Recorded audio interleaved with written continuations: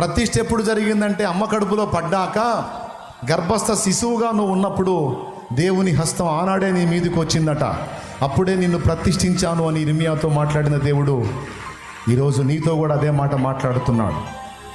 మూడవది, జనములకు ప్రవక్తగా నిన్ను నియమించి. జనములకు ప్రవక్తగా అంటే ప్రభువు వాక్కుని లోకానికి ప్రచురపరిచేటువంటి సాక్షిగా, జనములకు ప్రవక్తగా నిన్ను నియమించి. చెప్పండి, ఎప్పుడు చూశాడు? ఎప్పుడు ఎరుగున్నాడు? అసలు పడకముందే. ప్రతిష్ఠ ఎప్పుడు జరిగింది? జనములకు ప్రవక్తగా ఎప్పుడు డిసైడ్ చేశాడు? ఎప్పుడు నియమించాడు? అప్పుడే. ఇప్పుడు అవన్నీ ఇక కార్యరూపం దాల్చడానికి ఇదిగో ఈ కార్యక్రమాన్ని మొదలుపెట్టి ఇప్పుడు నిన్ను సీన్లోకి తీసుకెళ్తున్నాడు. అది జరుగుతుంది. ఈ నిర్ణయం, ఈ ప్రతిష్ట, ఈ నియామకం తల్లి గర్భంలో పిండంగా నువ్వు రూపుదిద్దుకోక మునిపే దేవుడు డిసైడ్ చేశాడు. ఈరోజు క్రియాత్మకంగా దాన్ని రుజువు చేసి, దేవా నీవు కోరుకున్న వారిని మాకు బయలుపరచని ప్రార్థించినప్పుడు, దేవా నువ్వు కోరుకున్న వారిని బయలుపరచని దేవుని ముందు కూర్చొని దైవజనులు ప్రార్థించి దేవుని అడిగినప్పుడు, ఇదిగో నేను కోరుకున్న వారు వీరని వీళ్ళందరి పేర్లు దేవుడు నా ముందుకు తీసుకొని రావటం జరిగింది. గనుక వీరందరి మీద ఇప్పుడు తైలం ఉంచి వారిని మా పరిచర్యలో, మన పరిచర్యలో మనతో పాటు పాలివారుగా, దైవ సేవకులుగా, సువార్థికులుగా, కాపర్లుగా దేవుని పని కొరకు వారిని ప్రతిష్ఠ చేద్దాం. ప్రార్థన చేద్దాం. ఒక దైవజనుడు ప్రార్థన చేస్తాడు. మనం ఈ కార్యక్రమంలో ముందుకెళ్దాం. ప్రార్థన. సర్వోన్నతుడైన తండ్రి, సర్వాధికారం కలిగిన ప్రభువా, మీకు వందనాలు, కృతజ్ఞతాస్తుతులు నాయన. మీ దాస్తులు ప్రేరేపించి 3 దినముల ఉపవాస ప్రార్థన ఆశీర్వాదకరంగా జరిగించినందుకు వందనాలు. ఈ చివరి కూడికలో మీరు విస్తారంగా మాతో మాట్లాడి ప్రభు నాయకత్వానికి చేతులుంచుచుండగా, ఇదిగో మేము చేతులుంచుచుండగా ఈ బిడ్డల మీదికి నీ పరిశుద్ధాత్మ అభిషేకము, ఆత్మ ఫలము, ఆత్మ కృప వరములు వారిలో ప్రజ్వలించునుగాక.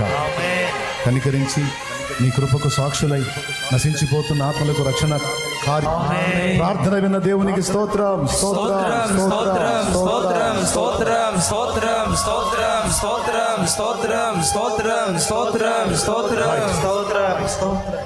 నేనెందుకని నీ సొత్తుగా మారితిని.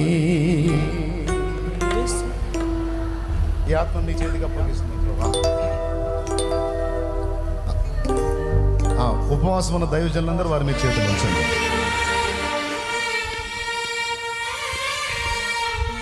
ప్రార్థన చేసి అప్పచెప్పాలి. మర్చిపోవద్దు. ప్రతి బిడ్డ మీద చేతులు ఉంచి ప్రేయర్ చేయాలి.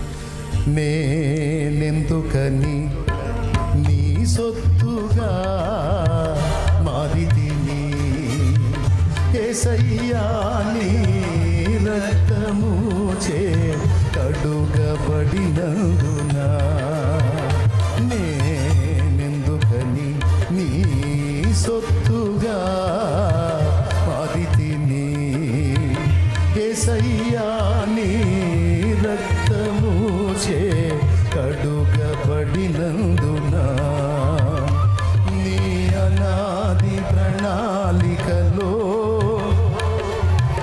హర్షించెను నా హృదయ సీమా. నీ అనాది ప్రణాళికలో హర్షించెను నా హృదయ సీమా.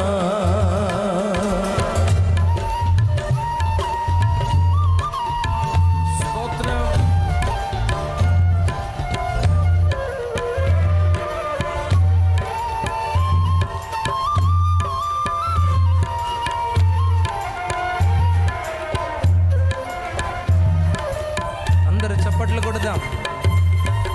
స్తోత్రమయ్యా. కొట్టండి గట్టిగా, చప్పట్లు కొడదాం అందరూ. నీ పరిచర్యను తుదముట్టించుతే నా నియమమాయనే, నీ సన్నిధిలో నీ పొందు కోరి నీ వారసుడానైతి. నీ పరిచర్యను తుదముట్టించుతే నా నియమమాయనే, సన్నిధిలో నీ పొందు కోరి నీ వారసుడానైతిని. ఆహనాద Welcome to Boscoda School of Technology.